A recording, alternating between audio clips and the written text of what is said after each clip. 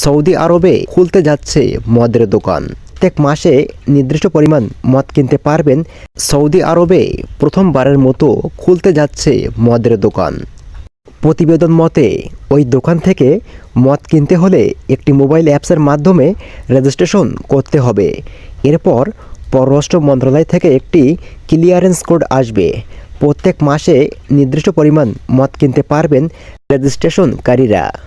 মদের দোকানটি রিয়াদের কূটনৈতিকদের পাড়ায় হবে, যেখানে বিভিন্ন দেশের দূতাবাস রয়েছে। ওই এলাকাটিতে দূতাবাসের কর্মকর্তা ও কর্মচারীরা থাকেন। তবে দোকানটিতে মুসলিমদের যাওয়ার সুযোগ নেই। প্রসঙ্গগত, মদ্যপানের বিরুদ্ধে সৌদি আরবে কঠোর আইন রয়েছে।